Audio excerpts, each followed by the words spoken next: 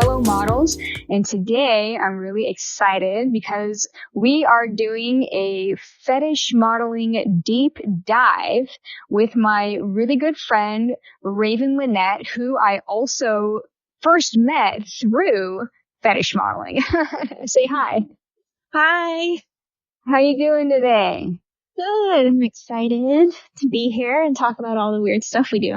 Oh my goodness. Yeah. So firstly, I wanted to get out of the way what the definition of fetish is. When I Google definition of fetish online, it says a form of sexual desire in which gratification is strongly linked to a particular object or activity or a part of the body other than the sexual organs. Yeah, so I think that kind of encompasses it in general. Yeah. So it does kind of allude that a fetish is definitely a sexual thing. And it's kind of funny though, because in my experience, fetish modeling doesn't feel sexual all the time. What do you think about that? Yeah, it's definitely, a lot of the fetish stuff, like the viewer or, the connoisseur doesn't even want nudity or to see any of the traditionally sexual parts of the body. A lot of the times it's whatever particular thing they're interested in. Mm-hmm. If it's really basic one, and I feel like more common one would be feet. Yeah. A lot of the foot fetish guys don't care for the nudity. They just mostly want the feet or balloons or, so many different things. Balloons. Yeah.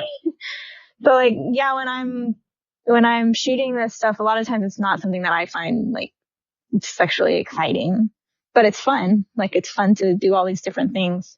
Yeah, it can be really fun. It's interesting though to think the balloon one in particular. I've always wondered, are people actually jerking off to videos of girls playing with balloons with their clothes on? I think so. I assume so. There's aspects of some of these different fetishes where I get I'm not turned on by it, but I can understand how, the person with the fetish might be. For the balloons, there's, the blow to pop is one of the subgenres, I guess you could say. And again, there's the build up and when's it gonna pop, which is kind of parallel to an orgasm, I guess. The slow build up and then, this big, huge thing. Yeah. So I kind of see some of that. Yeah, I mean, when I think of it that way, it is an anticipation of the balloon popping, and maybe part of it is that whatever happens when a balloon pops, you can't fake your reaction to it, right? There's no way that you can fake your reaction to a balloon popping. It's going to be surprising no matter what. So I'm going to backpedal a tiny bit because some people that are listening might not know you, Raven, that well. They might just assume that you're this full-time, fetish producing model, which I know that you do quite a bit of fetish modeling, but how would you define what fetish modeling is and compared to all the other genres of modeling that you do? Yeah, so I do a little bit of everything. It's hard for me to pick a favorite or anything. I think that's why I dabble in so many different genres. But the fetish stuff, yeah, it's obviously it's for the sexual gratification of the fan. And it's usually when I'm producing, I'm not paying attention so much to is this artistically lit or composed? Mm-hmm. Just more of whatever the particular fetish is. It's usually well lit, bright. They can see everything that they trying to see. Yeah. And yeah, it's less photography and artistic based and more activity based, I guess. Yeah. Yeah. It's totally different from anything else. And it's hard to put it in a single box because there's so many different fetishes. Yeah. So I've done Yeah, I've done feet stuff. I've done balloon stuff. I've done wet and messy stuff, food, which is kind of like part of that. And I've recently been doing a lot of underwater fetish stuff as well. Yeah. So you do the underwater art and underwater fetish. And how do you like differentiate those two?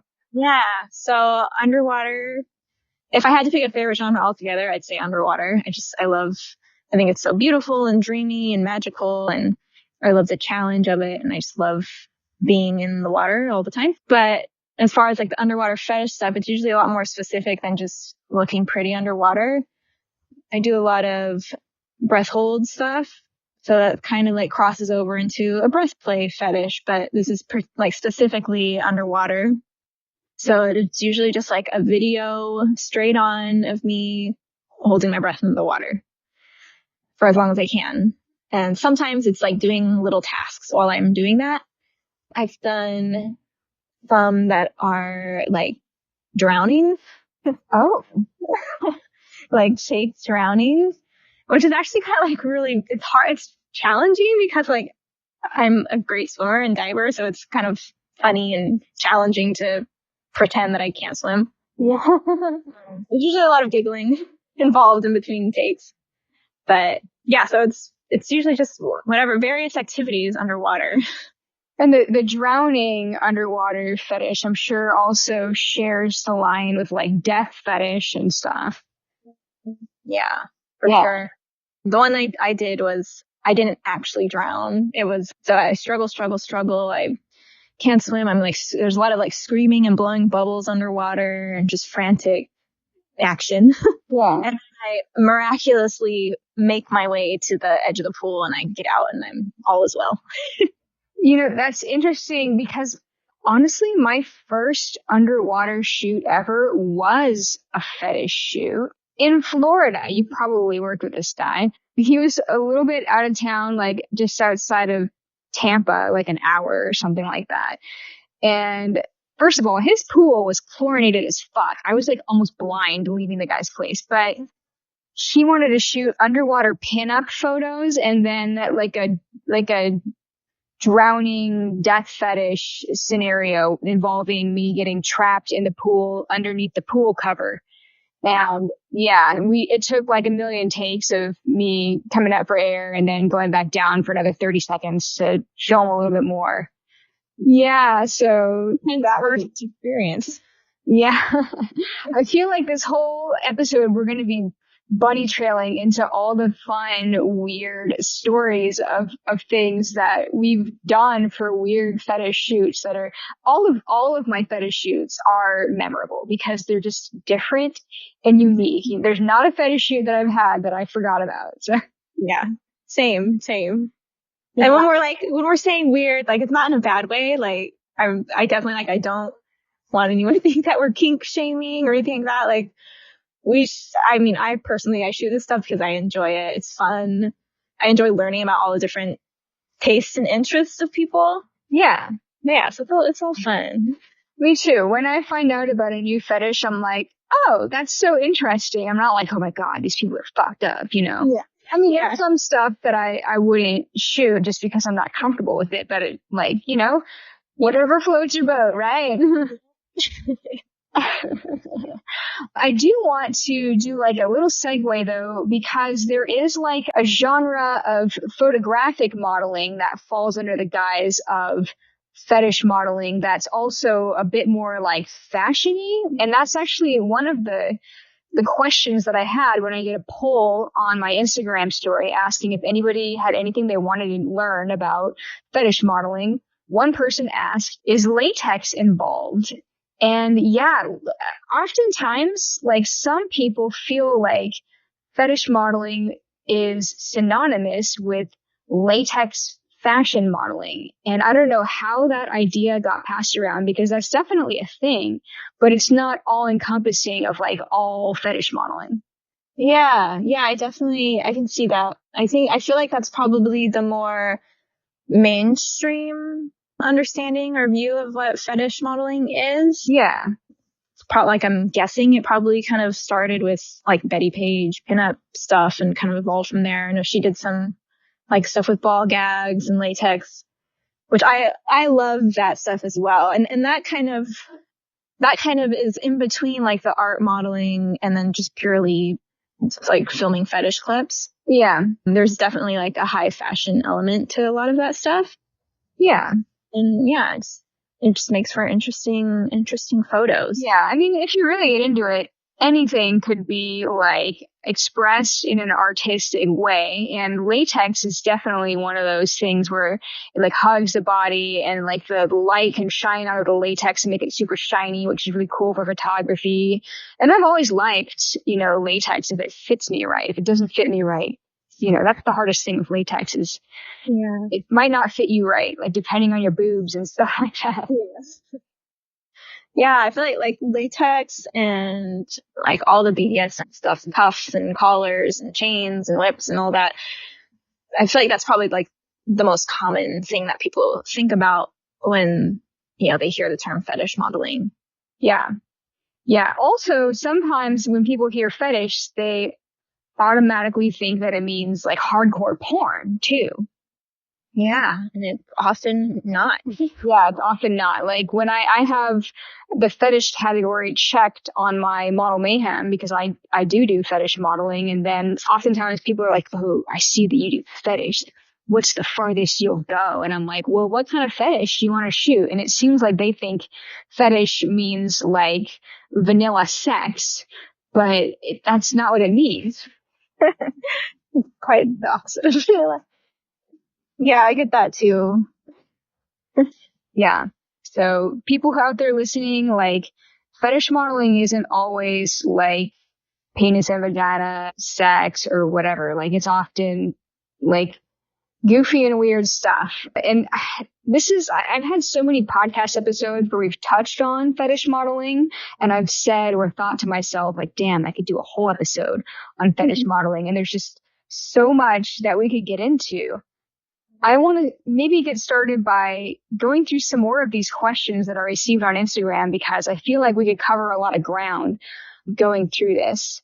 One person asked, what is the definition of fetish modeling? I've had several different answers from models. I think that we've sort of answered that one a little bit, where we've talked about how fetishes are like basically not traditionally sexual things that are turned into a sexual thing, like an object or a part of the body that is not typically considered sexual.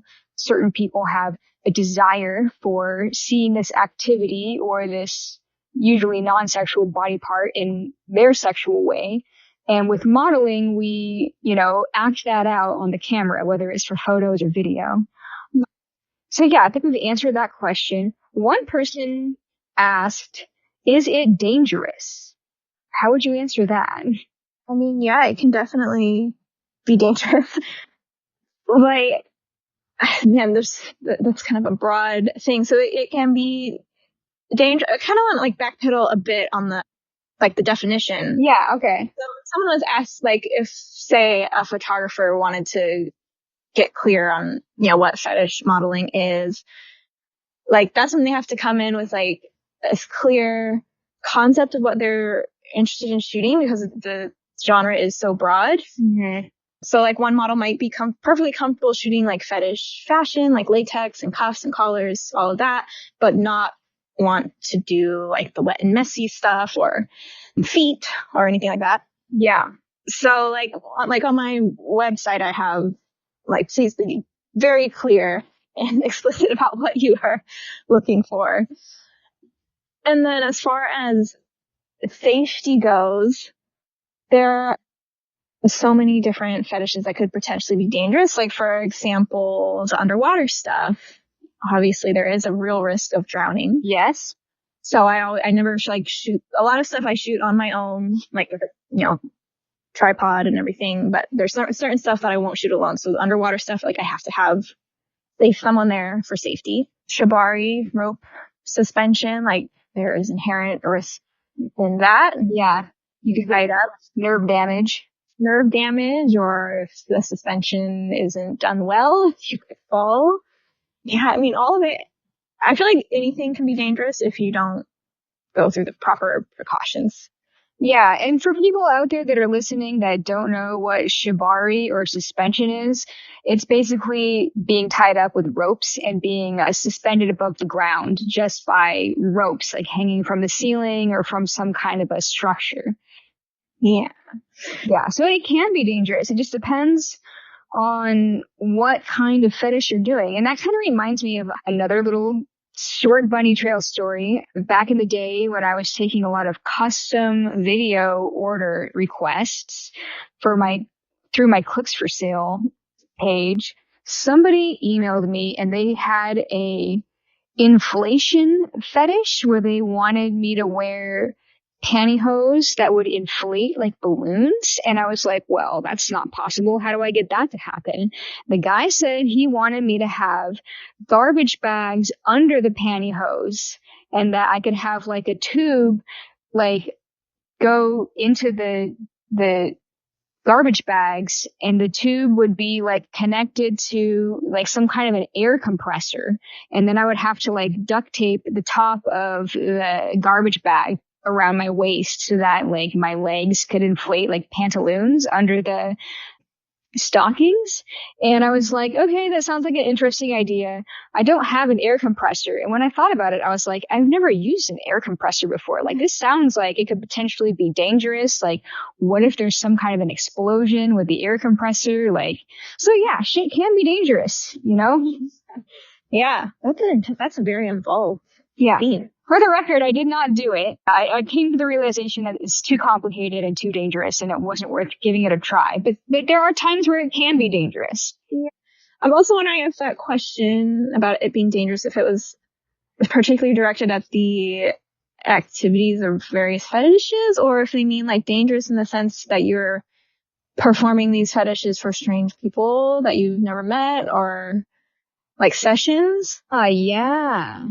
Because there is, you know, there's sometimes some confusion about that. So like I'm available to be booked for fetish shoots, but not fetish sessions. So I'm wondering if also that is what they mean by dangerous. How would you define a session for people who are out there who aren't familiar with the term?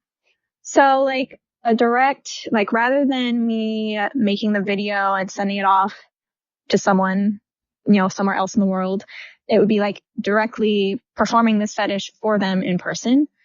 Yeah. So like if I'm doing a fetish shoot with like a producer, that's kind of like a third party in between. Yeah. A go-between party.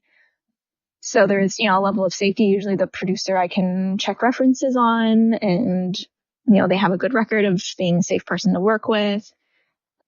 They're not, you know, getting off in the moment as they're producing this content.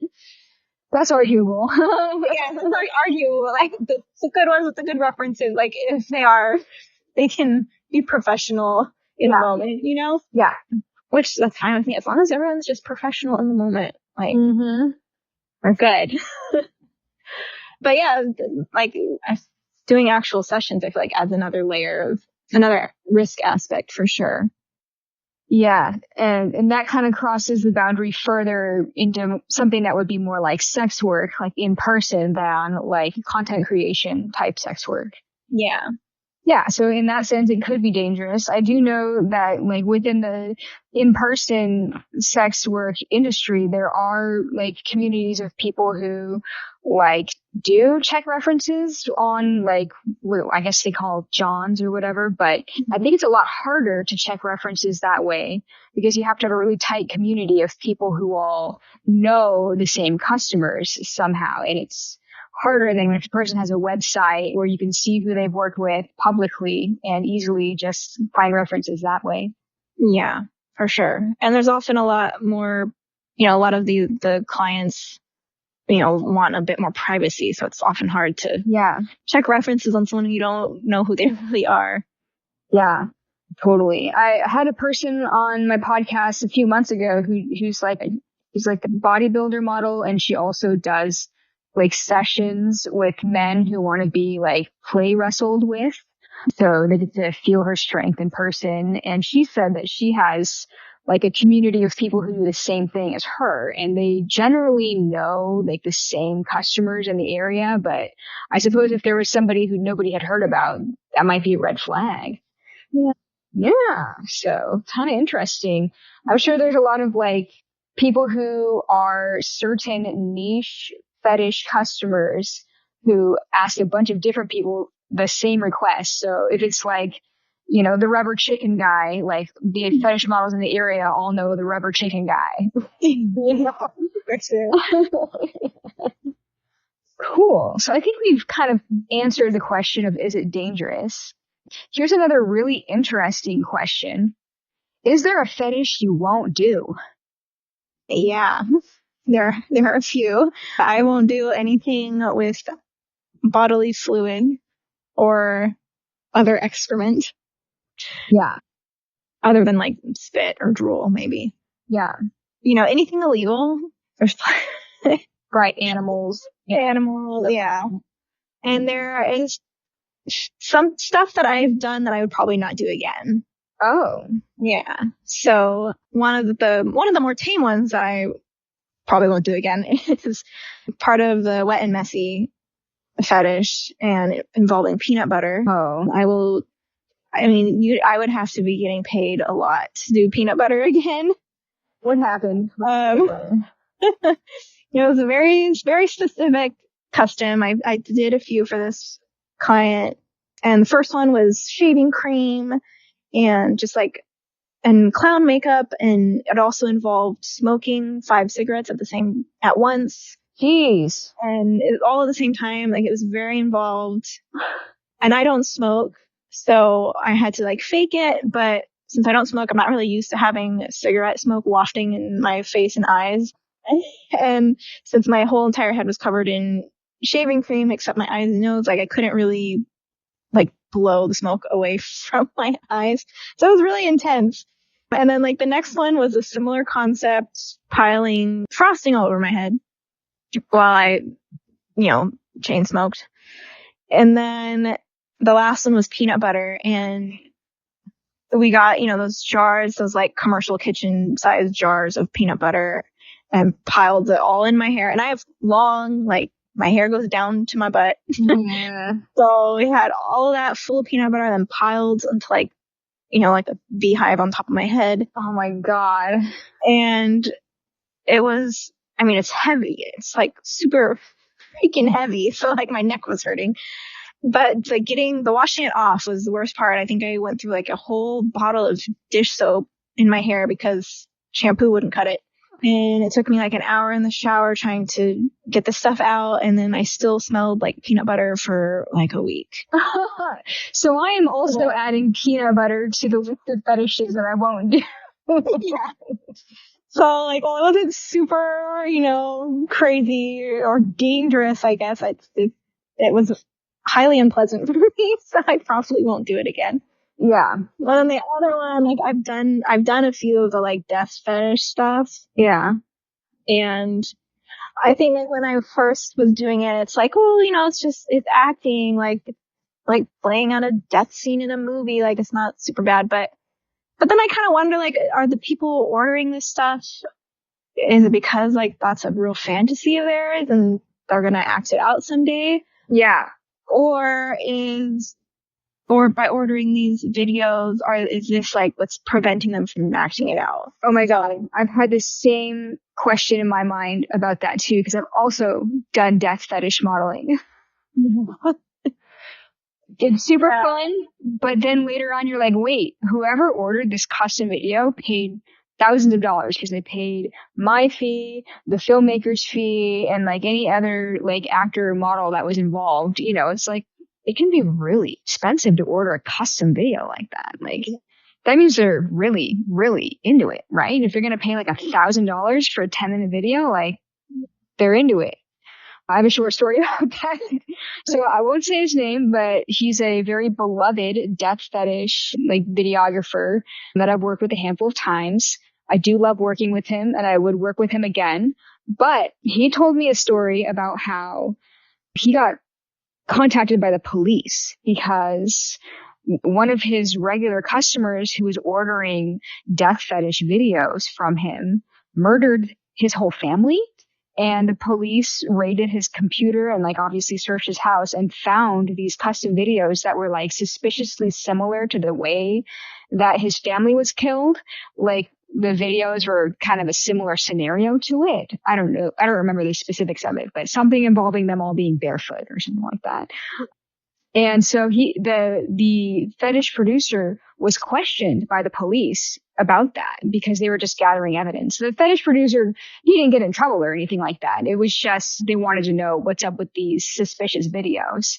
Yeah. But it goes to show that, at least for that one person, the murdering people was their fetish, and that person did act it out. So for some people, maybe it's just a fascination, like violent video games. Like I'm never gonna, steal somebody's car and shoot them in the face like Grand Theft Auto, but it's fun to do it on Grand Theft Auto, Yeah, that's intense. Yeah, man. Yeah. Yeah. So yeah, I've done a few, and I had the same kind of feeling. Like it was fun in the moment, and then after I'm like, I don't know about this, so I probably won't do those anymore. Yeah, for me, fetishes that I won't do, like, gosh, like I guess there's a lot of fetishes that involve like more sexual stimulation that I probably wouldn't do. Like, I mean, maybe if I was just filming it myself in the privacy of my own place, like I would. I guess it really depends on what the fetish is, but there's certain fetishes like piercing. Like I do find that fascinating, and I love, getting my ears pierced. I've had my belly button pierced. I wouldn't do piercing just for somebody else's fetish video though. If I was going to, do any creative piercing, it would probably be for my own, like I did a corset piercing on myself once. I didn't do the piercing on myself, but I worked with a piercer to do a corset piercing down my back for a photo shoot. And that was bitchin', but it wasn't somebody's like personal custom order for that. But I probably wouldn't just like get pierced like on camera for somebody's fetish. Spanking, only if it's like light, playful spanking, because I don't want to have bruises on my ass. I bruise really easily. So if anybody suggests that they want to shoot spanking, I ask, how hard of spanking do you require? Because anything beyond like a playful slap is going to make a mark on me. Yeah, I think I'll have to add some piercing to my list of no's as well. I don't recall if anybody's ever like asked me to do that, but I know that it is a fetish. Yeah. And I know I probably like, I'm not personally like turned on by getting pierced. I'm not scared of it. I love the art of piercing. I just, Yeah, like a corset piercing is on my bucket list of shoots that I still hope to do someday soon. But yeah, I think it would be a one and done, got the photo, got the video kind of thing for like my own artistic reasons rather than, I'm not just gonna stick needles in me. Right. Yeah. And as soon as the shoot was over, I went back to the piercer's place and we took all the ringlets out and it healed just fine. It's just like, getting a zit and then the zit heals and then there's no scars or whatever. But yeah.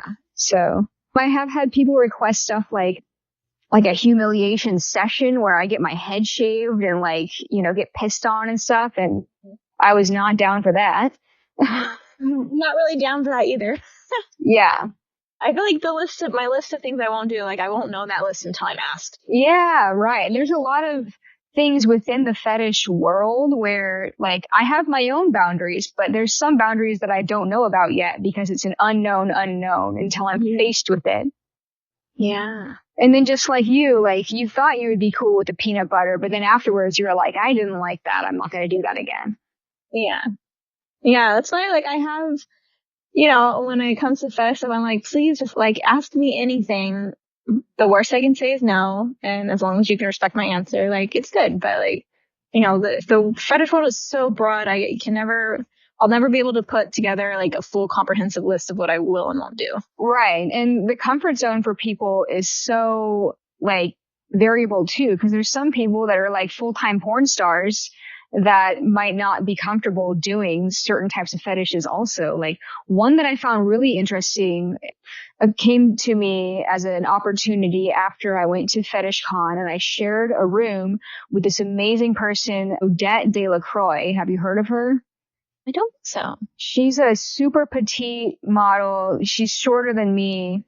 And she started a website called petiteversusplump.com involving her getting like squished by SSBBWs, aka super-sized, big, beautiful women, where they dogpile on her and they bear hug her and they sit on her, and she's just like moaning in the video, like, ah! And that's the whole thing. Like, and so I shared a hotel room with her and took selfies with her. And then when I got back home, I was getting emails from this guy that was a fan of hers that was like, oh, you're petite too. You could do the same thing. I'd like to order a custom video of you getting crushed by a supersized, big, beautiful woman. And I was like, okay, I'm okay with that. I just need to find somebody else that's okay with being the person that crushes me. You know, I was like, I'm willing to give this a try. But then it came down to, I didn't know anybody that was already doing that professionally in my area. And I thought about putting a Craigslist ad up looking for supersized, big, beautiful women to crush me. And I was like, well, if they don't already have experience doing this specific fetish work, then like me explaining that I'm tiny and they're big and I want them to crush me for this video that some guy is paying for, the thought of going through that conversation with somebody that's not already doing it professionally, it just made me feel a little awkward. I didn't really want to go through with like the potential for somebody to get offended at the request. You know what I mean? Yeah, totally. Yeah, that's like I was saying, that's kind of how I feel about fetish modeling, like nude modeling in general, but especially the fetish stuff is like, I don't want to be the reason someone is convinced to start this career path. Yeah. Like I'm happy to help someone who already has a genuine interest, but like I'm not out here to convince others to do it. Yeah. Right. Yeah. I feel like I started modeling and then fetish modeling became an option for me. And then I learned about it and I was like, oh, this is fun. And then I got into it. And once I was into it, I was open to like finding out different types of fetish modeling. And that was around the time that I met you. And for people who didn't hear our first episode where Raven and I did an episode like, over a year ago, I think it was a balloon popping shoot, wasn't it? Yeah, we did a bunch of different things. Like, I think you had some customs that you needed to film. I think one of them was like tickling. Tickling, yeah. Tied you up and tickled you. Oh, yeah. Yeah, we did some like yoga. We did some balloons. And we did, what else did we do? Oh, we did that hop along ball thing where we bounced around on that bouncy ball like a clown. Dude, this sounds like a good time. I would like to do it all over again, too. Yeah, it was a good time. Yeah. Yeah. Shout out to that guy in San Diego. Does he still do that? I think so. Where was I going with this? Yeah, so, all right, like we wouldn't like want to drag somebody into fetish modeling that is an unsuspecting person unless they were like understanding of what they're getting into and like wanting to do it. Yes, we need informed consent. Informed consent.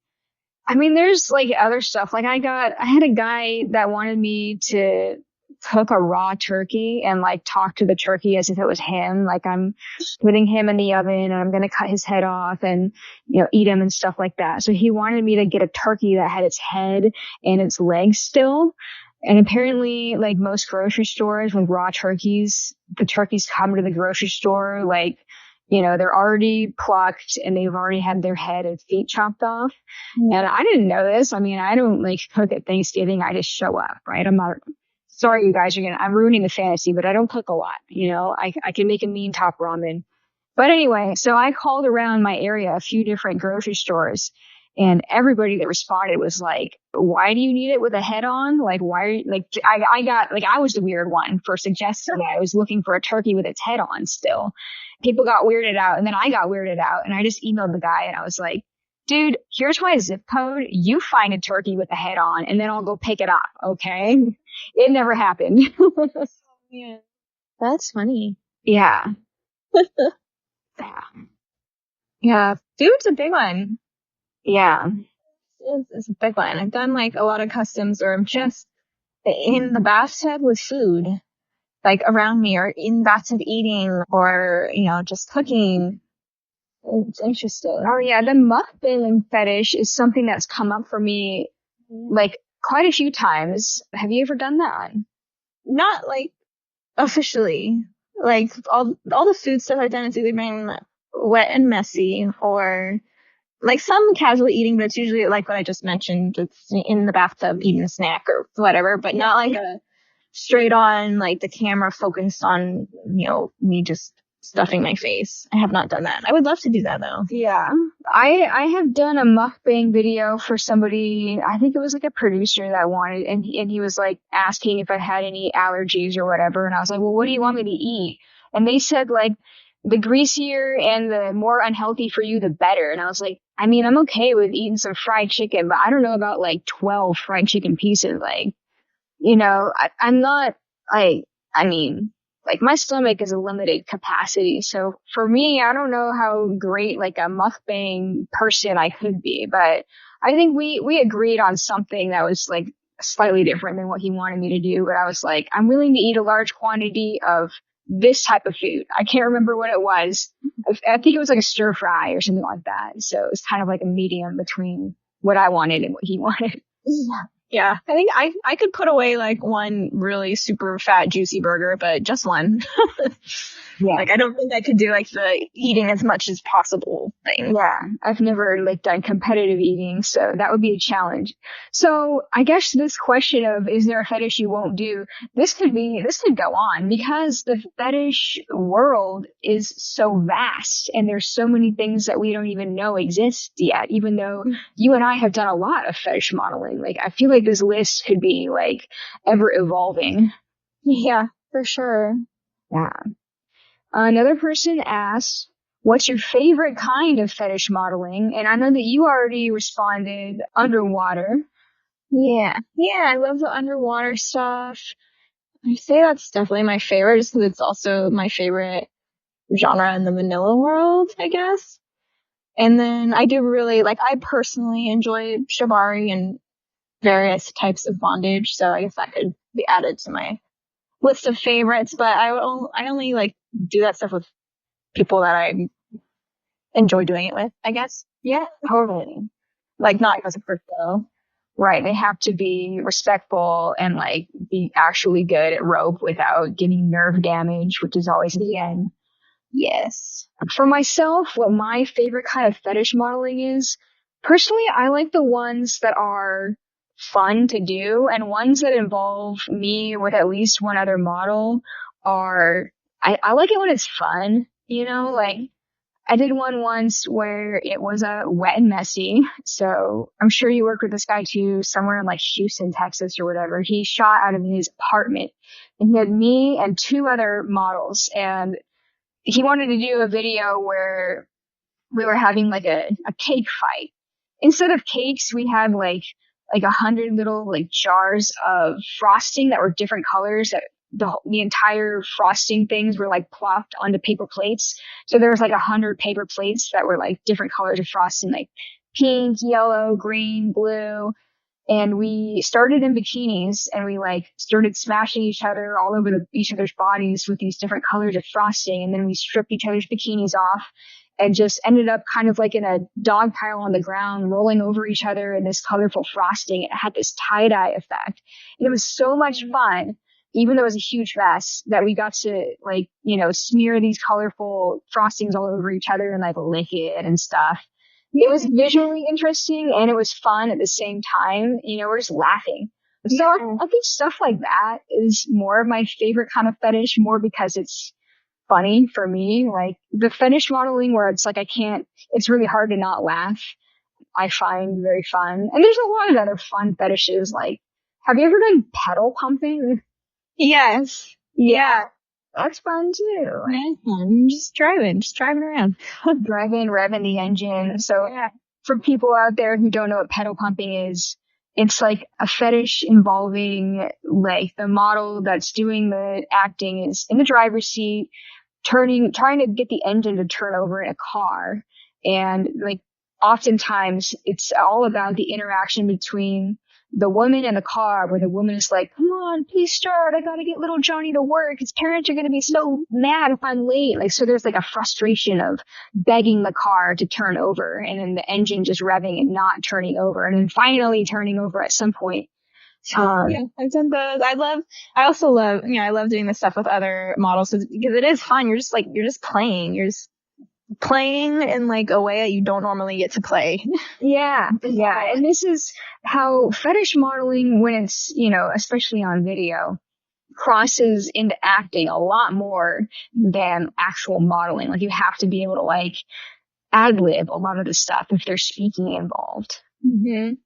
Yeah, one of the fun one I did, it was a cross between balloon and wet and messy, and vacuum. Oh yeah, that's another one I've done. I've done vacuum cleaner fetish stuff. I think you and I vacuumed each other's clothes off. Yes, we did.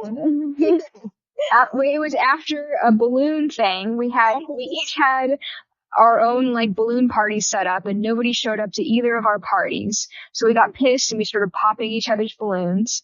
And then we had to clean up the mess. So we started vacuuming up the popped balloons and then getting hissy with each other and then vacuuming each other's clothes off. That was fun. Yeah, so that's the other one I did. We like set up a wet room basically, like these big plastic sheets. And then we filled these balloons with paint. And then we used a vacuum on reverse to blow these balloons up till they popped and exploded the paint all over me. Oh my God. Yeah, it was like me and another model, and I'm just like, no, don't get me. And she's blowing these balloons up and shooting paint all over me. Oh my God, that sounds fun. Yeah. That's awesome. Man, so many good times. Yeah. So yeah, my favorite kind of fetish modeling is that I have had some pretty fun tickling fetish ones, but I've also had some weird tickling fetish ones. And this is kind of like one of those deals where oftentimes the people that are the producers of this like clips for sale website are also the person that has that kink, and the reason they know how to shoot it well is because they also have the fetish, so they know what the people that are buying the content want to see, which, it makes sense if they are connoisseurs of the content themselves, but that also means that they're kind of getting turned on during the process. And we talked about this before, like, it just, when you're working with people, if they can keep that professionalism where they're not crossing boundaries with you, like, that's fine. But there have been some tickle producers that were kind of crossing the line with me because they were the ones that were tickling me and they were the ones filming me. So they've got the camera on a tripod. They're like, all right, I'm going to be the tickler, instead of hiring another like model to tickle me or like some guy to tickle me. They're the ones tickling me, Yeah. Yeah. It can definitely get a little weird and like a little lines can get blurred there. You definitely feel, especially if it's not like, if you don't do sessions, if you only do this, for show, the acting part, like it can definitely get uncomfortable. Yeah. And this is why we check references. Like, so that kind of leads me into the next question that somebody asks. What good and bad experiences have you had? I feel like both of us have kind of highlighted a lot of the good experiences, the things that were fun, the things that were funny, that were just cracking up laughing the whole time. But have you had any bad experiences with fetish modeling? I feel like I kind of touched on that with like fetishes I won't do. Yeah, right. The peanut butter. The death fetish stuff. But neither of those was like a bad experience with the producer. Like it was just the activity itself was unpleasant. Yeah, that makes sense. Yeah, I feel like I've overall found like the professional fetish producing community to be a lot more focused on safety and consent and respecting boundaries than some of the vanilla shoots I've done. Yeah, and that's really important, especially for fetish producers, because they are running a business in the end. And if they end up getting a bad reputation for like sexual assault or coercion or whatever, then that's going to most likely affect their business. So they are on the hook to provide their talent with a good experience. Mm-hmm. Yeah. But I have had at least one really bad experience with a bondage fetish producer back in Florida. I can tell you who it is after the recording. Yeah. But what happened was this person told me that if I was ever like past my pain threshold, to just let him know, and then they'll cut the scene and like give me some relief. But the problem was they put a ball gag in my mouth, and they like duct taped over the gag, and they blindfolded me so they couldn't see my eyes and I couldn't speak. All of the communication I could do was, like you can't really tell what people are saying through a gag, especially when you're taped over the gag. And he had me in this position where I had my knees and legs were kind of in this crisscross applesauce like position where they were tied really tightly like that. And he had me laying, I think, on my side or on my front. I can't remember, but he partially suspended me partway through this video, and he did not tell me he was going to partially suspend me like at all. He had just told me that he was going to tie me, and if it was too much, then to let him know. But I was definitely past my pain threshold, and I was trying to express that, but I learned later that these people intentionally push people past their threshold because their fans like to see the talent experiencing true pain without being able to do anything about it. So it like part of their business was, pushing pain boundaries. And I didn't like that. I would never work with them again. I can tell anybody that contacts me privately who it was, but for legal purposes, we can't say the names of, negative experiences publicly for fear of getting sued. Yeah, that's awful. That's like that. Well, first of all, sorry that happened to you. Thanks. But like that's like kink, like BSM safety 101 is like you need a safe word, and if there's not a way to express the safe word, you need a clear, alternative method. Yeah, they did not give me a way to like give a signal of any kind. They just said, just let us know if it's too much and we'll stop. And that didn't get honored. So, and it's especially important with stuff like predicament bondage, because a lot of those scenes are scenes where you're like acting out the struggle. Yeah. Or, you're actually struggling, but you might be like laying it on thick about like, oh, it hurts or whatever, you're in pain. But yeah, there needs to be a way for the producer to differentiate actually and like want to stop. So I know what predicament bondage is, and I've done it before, but for the people listening that don't know what predicament bondage is, can you describe it? Yeah. So it's like any other bondage. It can be shibari based, like rope based, or cuffs or chains or any kind of restraint. It's usually like really tight and restrictive, and you're usually trying to escape it, or either escape it or complete some kind of task while bound. Yeah. So a lot of what they like to see a lot is the struggle, the intense, like, because you're so tightly bound, it's hard to get any movement out. Yeah. So there is definitely like an element of realism, because we really are struggling against these very real restraints. Yeah. But yeah, I guess that would be different than just regular bondage, in any other context. Like I'll do rope stuff or suspension, but I'm not struggling. I'm more just like zoning out and relaxing into the tie. Yeah. Trying to get out of it. For example, I think I had a predicament bondage scenario once where I was tied in some way where I was standing on my toes, and I had nipple clamps on my nipples that were like tied to something above me. So if I relaxed and sat down on my heels, or relaxed down into my heels, it would pull too much on my boobs. So I would have to stay with my toes pointed. So there was a predicament of, I can't get rest from standing on my toes. But if I sit on my, or I'm flat footed, then it's going to pull on my boobs too much. Yeah. Yeah. That's another huge thing is where like one, alleviating one I guess you could say pain point would cause another. Yeah, so some people are into that, and you just have to decide in advance, like, am I comfortable with this predicament or not? Mm-hmm. Yeah. So, but I would say that like 95% of bondage people that I've worked with are very like consent oriented. And there have been a few that are like kind of joke around like, oh, ha, ha, what if I spanked your ass right now? And that wasn't really discussed in advance, or joking around with you while you have a blindfold and a gag about something that they're going to do that they're not really going to do, but they're teasing to do it where you can't get away. Like, come on, like, Yeah, don't do that. that's not cool. Yeah. So that was probably my worst experience, was that one guy in Florida.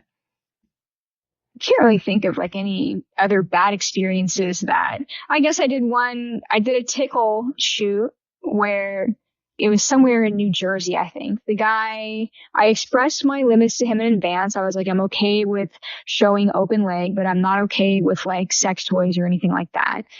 And so we get to the shoot, we rediscussed the boundaries, and then he had me tied spread eagle on the bed, and he was going to start tickling me. And then he pulled out a vibrator and he was like, are you sure that I can't use this on you? And I was like, dude, like, don't like threaten to push my boundaries when you've already tied me up. That's so not cool. Yeah. Yeah. That's like scary. Yeah. And yeah. Thankfully, I haven't. A lot of my like potentially where it could have gone bad, they just didn't happen because they showed their red flags early on enough for me to not go through with the shoot. Totally. But yeah, not cool. Consent is everything. Yeah. And speaking of bondage, there is a person who posted a question that is bondage related. It says, why do you think bondage is popular and or not so popular? That's a good one. I would say it's. I mean, I don't know the like percentages of popularity, but like I personally love it. Like in my own personal life, I can kind of speak on like the appeal of it is just relinquishing control and being at the mercy of whoever is tying you or restraining you, and kind of there's different levels of bondage and have different outcomes, I guess. So like with shibari stuff and suspension stuff, if it's not like a predicament style one, but it's just straight up tying, like I love that because I can just like relax and zone out and like pain, I guess. It's painful, but at the same time, it kind of like gets you out of your head, I guess. So it's like almost meditative. So like after I do a suspension, like I feel like after I do a suspension with like a good partner who I trust and enjoy tying with, I feel almost like I just had a massage or something. Like I just feel relaxed.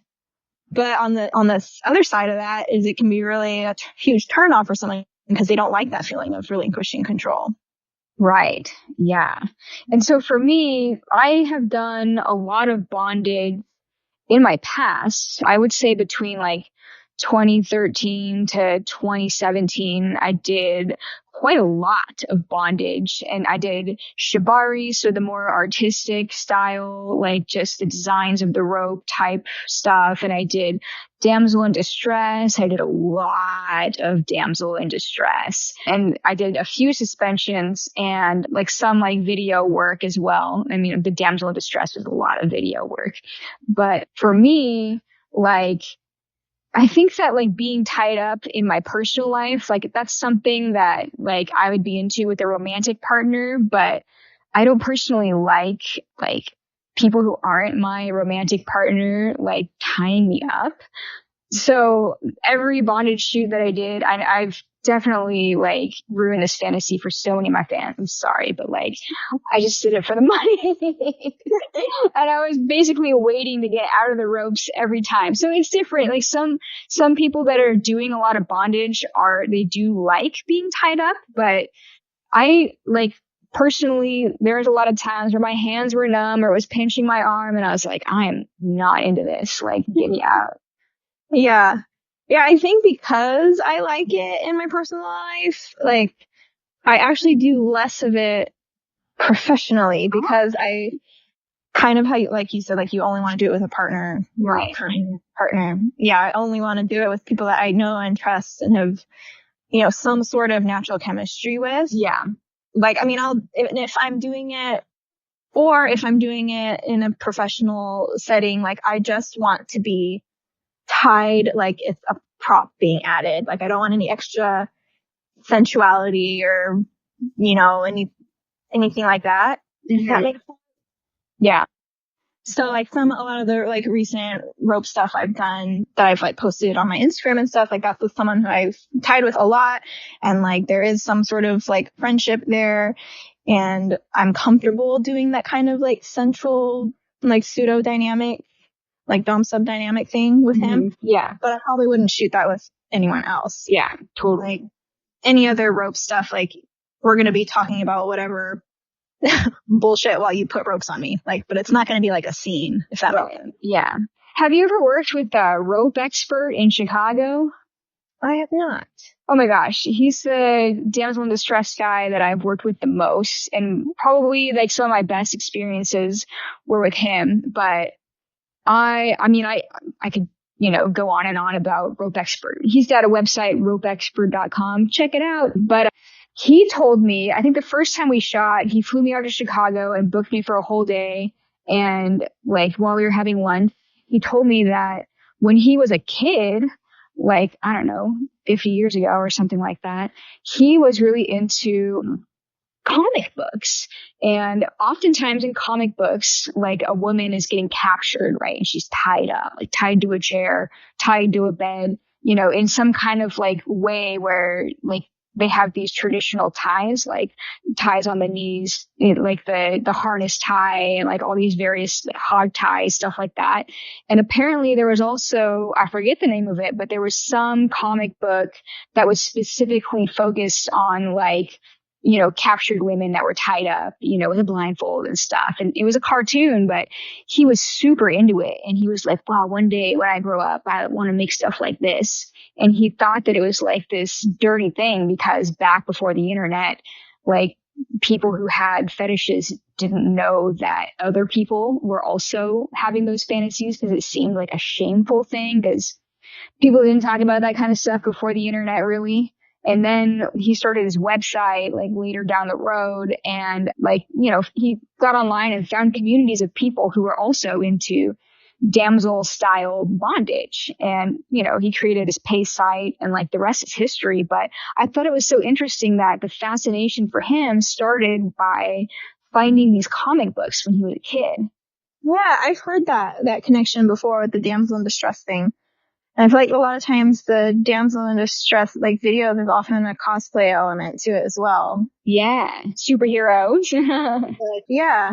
Yeah, that's a whole other subgenres, like superheroes getting in these bondage predicaments. Oh my gosh, I lied about one of my favorite modeling fetish experience, like superhero fetish, super fun. Oh my God, so fun. You get to be like Wonder Woman or Supergirl, you're fighting crime and you get captured and then you get free and then you get captured. It's so much fun. It's just like if you were in your backyard playing with your camcorder, like with your friends and doing silly, like goofy videos. It feels like that. Yeah. Yeah, there's moments where I'm like doing the predicament stuff. I'm getting like captured and I'm screaming and crying and be like, oh no, please don't. And then I'll have these like little out of body moments where I'm like, how did my life lead me to being like tied up? Like, yeah, totally. Right.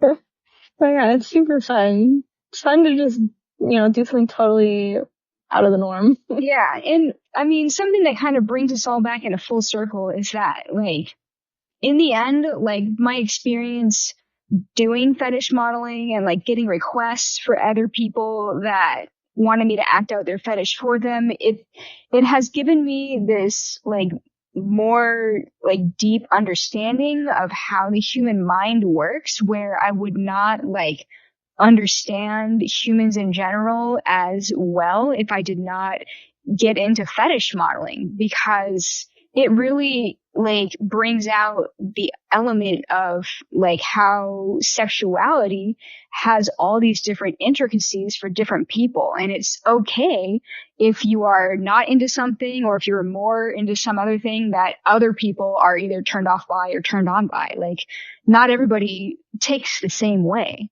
Yeah. Yeah. It's super interesting. I love like it's so interesting to try to figure out like how a fetish formed, you know? Yeah. Right. And I have kind of gone on my own mental rabbit hole and like talked to fetish producers about this. And I think that I have had some answers from different people that have led me to this conclusion of how fetishes are formed.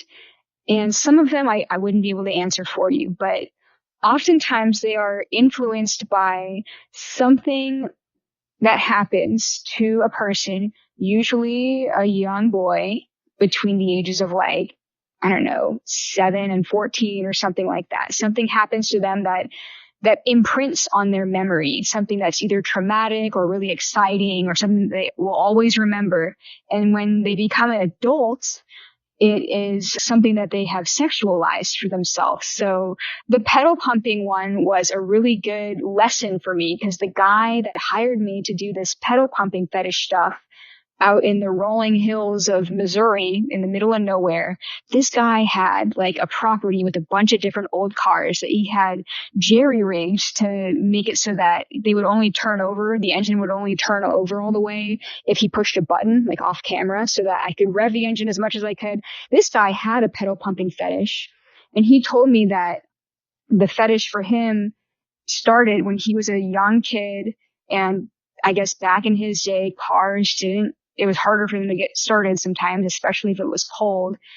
If your babysitter or your mom or your big sister is trying to start the car and little Johnny's in the back witnessing this, witnessing a woman getting really frustrated and anxious and panicky over whether or not the car is going to start, like the little boy that's imprinting on them too. So it's like this fear thing where there's like a come on start, like it's something that they remembered, and it's something that might happen to them over and over throughout their young life. And so that was one fetish that I've kind of taken that lesson and tried to apply it to a bunch of other fetishes, but there's still ones that I'm just like I can't explain.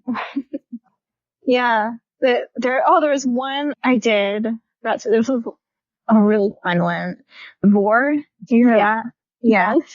So this was, I mean, there's different variations of it. Like sometimes it's like the woman eating a small man or, you know, something like that. But this one was, I was being eaten alive by these giant puppet monsters. And it was just so much fun. The guy who was producing it, he like made these puppets out of fabric and stuffing and, you know, giant googly eyes and stuff.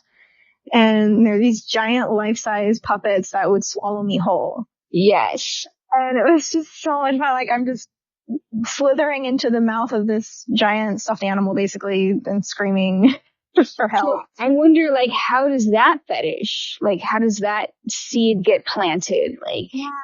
I think there's like probably like a lot of crossover with like horror movies because a lot of scary movies are also very sexual for some reason. Yeah. So yeah, I wonder if it's like that, like they were exposed to some very specific horror films when they were little or something like that. I've heard that too. And I've heard that the quicksand fetish came from, I guess in the 30s, 40s, and 50s, a lot of action movies incorporated like scenes where a woman is stuck in the quicksand and the hero has to try to save her. And that generated a wave of people who had quicksand fetishes. Like 20 years later, all these quicksand fetish people started popping out of the woodwork. Wow. Yeah. I like really think quicksand was going to be a problem in real life. Right. I've never experienced quicksand in real life, but I know that there are full-on studios that are just dedicated to quicksand fetish. I haven't been there personally, but I know that there's some of these places that exist where they have like a quicksand studio. Fun. I need to find those. It's so fun. I would love to. get sucked into some quicksand. Yeah. Shoot. Anybody out there, if you know who the guy is, hook us up. Cool. Okay, there's one more question, and these questions have really helped like drive the episode. This is so handy. I'm going to do this for every deep dive. There's a question that somebody asked, and they said, "Have you ever experienced sub drop after a shoot or scene, and how did the photographer or producer handle your needs?" That's a good one. Let's see. I don't think so, because yeah, like the only like really submissive fetishes I've done are the rope stuff or the bondage stuff. And again, it's like, I'm not, if I'm not like, gosh, it's hard to explain, but no, like I've never really experienced sub drop, I guess, in that context, because the submissive stuff I've done, like the partner or producer is very conscious of that. And, you know, there is some aftercare there, you know, and making sure that you don't experience that, I guess. Yeah. With like the stuff. So like I'll shoot, you know, rope and bondage stuff for my own sites. And like that is a real scene that I'm doing with, you know, a partner. And yeah, there's aftercare. And, you know, so like when we do a suspension, once he finally lets me down, he takes the rope off really slow, and, you know, it's very warm and comforting. It's not just like, okay, you're just hanging upside down and like working through this discomfort for 20 minutes and then just, you know, whips the ropes off and then says bye, you know, like there's a whole like aftercare. Yeah. And then with, you know, predicament stuff that I've done for professional studios, there's, you know, a very light energy to it, you know, like a light, playful energy at the end. And we're normally like giggling and laughing about the scene after. Yeah. So, can you define what sub drop is for people who might not know? Yeah. So there's sub drop, and there's also like top drop, dom drop. It's basically like when you come down from the high of whatever scene you were just doing. So it can often be like very intense psychologically to be in the very submissive role or to be in the dominant role. And so it's kind of like a drop in the endorphins, I guess. After the scene is over, you can feel kind of sad and glum, and usually that can be prevented or mitigated with aftercare. So like after an intense scene, or like maybe you were being humiliated, or like your dom was being really like quote mean, often like when they're done, like you get cuddles and you get cookies after or something, you know? Sounds nice. Yeah. Yeah, I can say I haven't experienced sub drop. I mean, I was pretty like, you know, freaked out after that one negative experience. I don't know if I would call that sub drop or trauma. I guess there's a fine line, because if you're like consenting to what's happening, then that would be one thing. But if you're not consenting to something that's happening, then you need to give yourself aftercare, I guess. Yeah. Yeah. That I would say, you know, crosses the line into trauma. Yeah. Yeah, like sub drop can happen after like something that you both totally consented to. Right. It's like it's coming down from a high, basically. You lightly mentioned humiliation, and I wanted to add that to my list of favorite fetish modeling, because I remember I've had a handful of really enjoyable videos where I was supposed to be like humiliating the viewer. Have you done that? I have, yeah. Oh my gosh. I'm not big on being the one being humiliated. Yeah, same. Like I love doing the submissive stuff, but there's a difference between submission and humiliation. Yes. I don't do humiliation. I'm not the receiver of that, but I have done some fun videos humiliating the fan who ordered that. And I wasn't like so sure about him, because I'm not naturally like a dominatrix or anything. Yeah. But I've learned that I can play the role well. I guess I've gotten some good feedback on the few that I have done. Yeah. Have you ever worked with the Humiliatrix, the website? No. Oh my God, they're so fun. I would hella work with them again. But they basically do all of that. Like it's like a husband and wife team, and the wife is the one that helps coach you through like, you know, what to say kind of. And she really got me into it. I was like not sure about it at the beginning, and she was like, just tell him that he's a puny little loser and that he's a small tiny dick and he would never pleasure you and you're wasting your time even talking to him in this video at all. And I was like, oh yeah, I can do that. She's like, yeah, just think of one of your ex-boyfriends and shit talk him and make that into your video. And I was like, oh, I can do that for sure. That's funny. Like, I'm the opposite. When I first got those requests, I was like, oh, but I don't want to be mean. Yeah. Because, like, the requests I've gotten for that were from, like, longtime fans that have been following my work for a long time. And then, like, I didn't even know this about them until they found, like, my OnlyFans. And were like, oh, you're open to doing more, you know, erotic stuff. And then they had these requests, and it's like, I'm used to talking to them, like, super nice and friendly. And, Yeah. like, so it was a bit of a challenge to, like, bring that kind of meanness out. Yeah. But then, like, once I get into it, then it's fun. Like, it gets fun to, like, think of humiliating tasks for them to do. And, like, one time I asked him, I don't remember what, I'd asked him to do something and he wouldn't do it. And so as his punishment, he had to, like, stick his dick in a bowl of snow. Oh, what? And make a video and send it to me. Yeah. It was, I don't remember what the first task was that he couldn't do it. And I think it was like he couldn't do it because of the weather or something. It was snowing.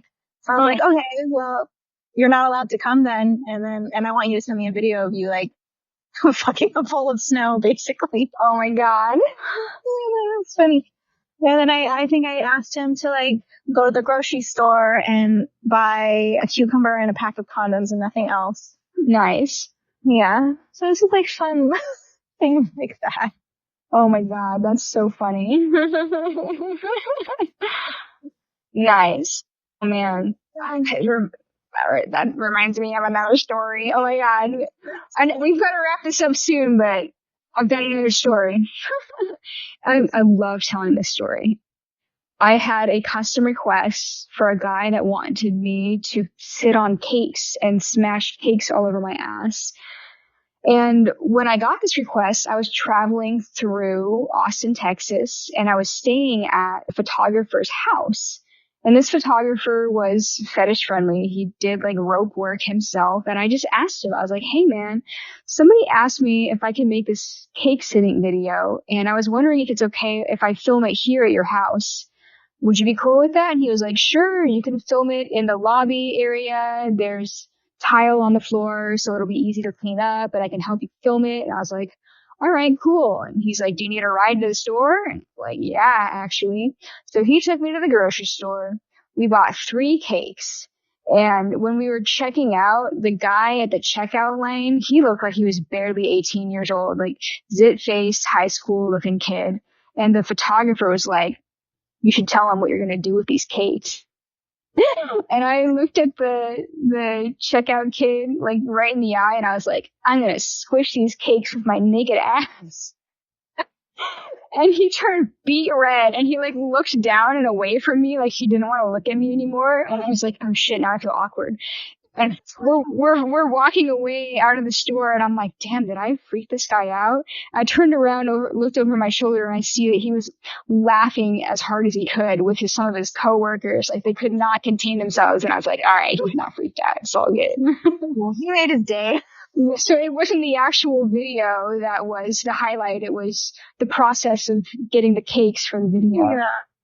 Yeah. Oh. It's so many good times. Yeah. Have you ever done farting? No. Yeah. I can't do that on command. Yeah. I've tried doing like belching, and I couldn't do that on command either. I can really let out a good belch when I'm good and ready, but like on command, no. I think I can belch on command. I did it. Okay. I can't fart on command though. And that might be, I think farting is awesome. I love fart humor, but I don't think I could do it for videos because health wise, yeah, you're either putting air up your ass, which can fuck you up, or you're eating shit that makes you fart a lot, which could also fuck you up. So Yeah. that's going to be on the list of fetishes we don't do. Yeah. Yeah, I guess like any fetish that is actually going to have like health implications. Yeah. Yeah. I mean, obviously there's physical injury implications in a lot of the stuff that I do, but I'm a pretty physical active person and I'm, willing to take that risk. But yeah, the eating, the farting, the piercing, it's a little too much Yeah. to do unless I'm really into it. There have been, since I started this episode in the last hour, there have been a few more people who've chimed in with questions. Do you have time? Yeah. Okay, cool. Well, right on. Let me kind of pop through these. Somebody asked, do you have any fetishes of your own and have you shot them or developed any after shooting? Yeah, that's a really good question. I've been asked that question a few times actually.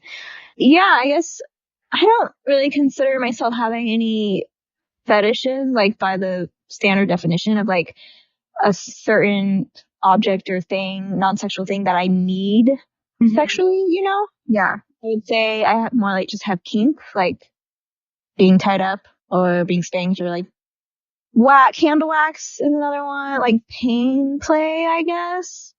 Like I enjoy it to a certain level, but I don't need it. Like I wouldn't say I had the fetish. More just like a kink that I like to explore every now and then. Yeah. Right. And actually, as I was doing research right before we started, I found the definition that differs what a fetish is and what a kink is. And a fetish is something that's not typically sexualized, that a person has a need to have that happen in order for them to get off. Like they can't just have vanilla sex, like that has to be focused on the feet or focused on the balloons or whatever. And a kink is something that somebody likes that just adds to the sexual experience, but doesn't necessarily need that kink to occur in order for them to get off. So with those definitions in mind, I wouldn't say that I have any fetishes. Like, I mean, I do all this fetish modeling and erotic photo shoots and stuff, but I'm pretty vanilla in my regular life. I'm happy with what I've got going on in my personal life. I don't need anything like that's generally categorized as non-sexual to be occurring during me having sex with my boyfriend.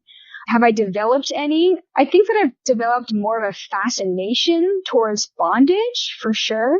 I don't need it to be an element in order to get off, but maybe it's developed into a kink. Yeah. Yeah, I feel like definition, I feel like most fetishes develop early on in childhood. Yeah. Like it's not something that you can be like influenced into developing later on with like a select few things. Like I think, there are some studies and I think like feet is one thing that maybe you can develop later on. But a lot of the more niche stuff, I feel like you're either into it or you're not. Yeah. Or it's just a fun thing to play around with every now and then. Yeah. So yeah, I haven't really developed any fetishes from shooting fetish. Yeah. Right. I wouldn't say that I've developed any specific fetishes either, but I have also wondered if because the internet was invented, if some people, I swear to God, some of these people that are ordering these weird ass videos that I can't figure out why they're into Sharpie markers or just something that just seems so off the wall. I think some people are literally just ordering custom videos because they want to see if you'll actually do it, not necessarily that they have a fetish for it. You know what I mean? Yep. Yeah, I thought those exact same things. Just like, how ridiculous can we make this person much? Yeah, so maybe that's their kink, like secretly, is that they're trying to humiliate you, and maybe that video could be used for blackmail in the future. I don't know. Maybe. Yeah. And that reminds me of another fetish that's on my list of fetishes that I won't do. And this is partially inspired by an old friend of mine who did a video like this, and she was clothed in the video. So the person that ordered the video wanted her to be wearing clothes. And they said that their fetish was racial humiliation. So they wanted her to be racially humiliating him and making racial slurs at him in the video and saying a lot of racist stuff because he said it was his fantasy. But then this person posted the video on YouTube and basically like blackmailed her. Wow. Yeah, because she was not naked. It could be public on YouTube. So she was like, damn, I thought I was making this video privately for your secret fantasy and that you liked this. And she didn't have any idea that he might be trying to publicly shame her. Wow. Yeah. That. Yeah. Yeah. I won't indulge any of the race play either. Or Either like towards someone else or like towards me. Like, I'm half Filipino, so I'm fetishized a lot for being exotic or Asian. That's one fetish that I won't, play into. Yeah, totally. Somebody asks, is it normal to be asked to gag or drool for fetish shoots? Yeah, I would say that's pretty normal. Yeah, pretty much if you have a gag, you're gonna drool. Yeah. And a lot of times, yeah, I'll like exaggerate the drool. Like I'll get real slobbery and make sure it drools out of my mouth. But yeah, that's pretty common, I feel. One person asked, how do you get comfortable if the fetish involves the photographer touching you, i.e. shibari? Yeah, so I feel like we kind of touched on that. Like for me, if I don't have like already like developed a personal relationship with the person tying me as like, a tying partner, then like I just want them to put the rope on me in a very straightforward, casual, platonic. Yeah. Yeah, and I have run across this myself too, because for the longest time before doing a lot of rope modeling, I had a boundary where I'm not allowing the photographer to touch me at all. But then I realized for certain things like, body paint, electrical tape, or bondage shibari stuff, like they have to touch you because they have to put these items on you or tie you, and it involves hands. So I did become more open to the idea of it if that person's references checked out. And then I ended up doing more like damsel in distressy stuff where, they're pretend terrorizing you, like they rip your shirt open and they grab your boobs. And I have done that, and I have consented in advance to that. We're like, okay, I'm okay to grab my boobs, but you can't grab my crotch. You just tell them what you're okay with. And as long as the boundaries are respected for the sake of the content, I've done it. But for me, in the last few years, I've sort of phased out of doing damsel in distress type bondage. Not really because of the touchy stuff. Like, I didn't feel like my boundaries were being crossed in that sense, but with the damsel struggling in ropes and like acting like you're afraid and like all that and having a gag in your mouth, it was causing me to have lockjaw after a while of struggling with a gag in my mouth, and having my arms tied behind my back and struggling on the carpet was causing my right rotator cuff to become injured. And every time now that I have my arms tied behind my back, it always like aggravates my right shoulder. So I've sort of, kind of held back on doing at least damsel shoots that involve me to be struggling on video. Yeah. Yeah, it's definitely hard on your body. Yeah, it can be. But yeah, I'd say like if you're not comfortable being touched, then don't do it, Yeah. Mm. Well, I feel like we've covered a lot of like everything fetish modeling related. We touched on the like photography genre a little bit. I don't know if there's too much more to touch on about that, because it kind of, the latex fashion also, crosses over into glamour and whatever high fashion type. And that's like cool, but like the fun stuff is like always the more niche, unique stuff, right? Yeah. Yeah, I guess like, yeah, the only thing that I was thinking about is just like the stigma of it. Oh yeah. Like, shooting this stuff doesn't mean that that's all we shoot, or like we're not incapable of being artistic and Yeah.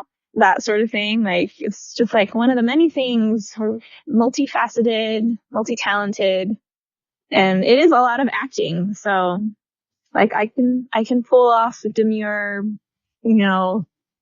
artsy, serious artsy model, as well as, this fun fetishy stuff. Yeah. And the acting part of it, I mean, it's serious. Like there are a lot of times when I first started doing fetish modeling on video where it was hard to not kind of crack up, or it was hard to act because I couldn't take it seriously because I thought it was so funny. Like me being a giantess and terrorizing these figurines of tiny men, like that kind of a thing.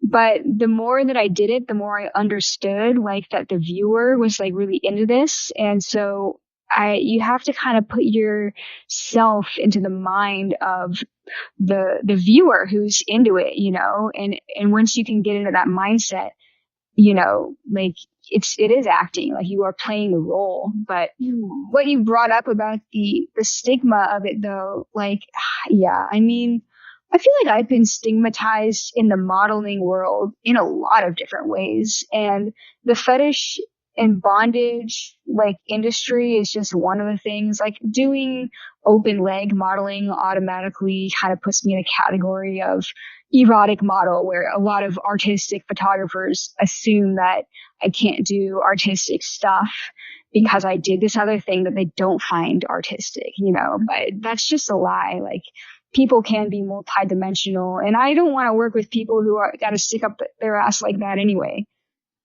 Yeah. Yeah. Fetish modeling's fun. Like, you know what? There's probably a fetish for that. Yeah, totally. Yeah. But I mean, I understand how, people have their perception of what their work is, and they might assume that if they photographed a porn star in an artistic way, then other photographers might look at them in some kind of a weird way for photographing somebody that does porn. But I mean, I just don't think that that's like necessary at all. I think anybody can do art, anybody can do porn. It's just up to what you want to create at the time, right? And for what purpose. Mm-hmm. Yeah. Yeah. So yeah, I should note that if anybody out there has a financial domination fetish, you should hit up me or Raven. Oh yeah. I didn't even touch on that. I've done some of that as well. Oh yeah? Oh man, I've not been good at that. Yeah. That one's hard. It's hard to like toe the line of being too aggressive or not aggressive enough. I had a guy hit me up on my Facebook fan page once, and he said that he had a financial domination fetish. And I was like, oh my God, this is my chance. Like I've been waiting for a FinDom guy to hit me up for years. And I was like, yeah, I'm going to cash in on this. And I blew it. I super blew it. He gave me the login for his Amazon, and he told me to add stuff to my shopping cart and then buy it. And we were chatting on Facebook while I was doing this. I was logged into his account and I was adding all this stuff to my shopping cart. And he was like, buy something now. And I was like, hang on, man, I'm still shopping. And then he changed the password. So when I went to go check out, I guess I waited too long to buy stuff. And I was like, shit, I should have changed his password. I wasn't conniving enough. So in the end, if I was more conniving, I would have been great. But yeah, it's hard. It's hard when you're like naturally a nice person. Yeah. Exactly. Yeah, I've had a couple that were successful for a while, but yeah, it's definitely like hard. It's hard to know if you're being mean enough or too mean. Yeah. But if you're out there, give me another chance. I will drain your bank account. We'll drain your wallets. Yeah. Sweet. All right, Raven, we've done so many good questions and answers, and I feel really, really confident this is going to be a popular episode. Yeah, this is fun. I love talking about this stuff. Yeah. Hell yeah. Sweet. Well, I will catch you on the other side and talk to you soon.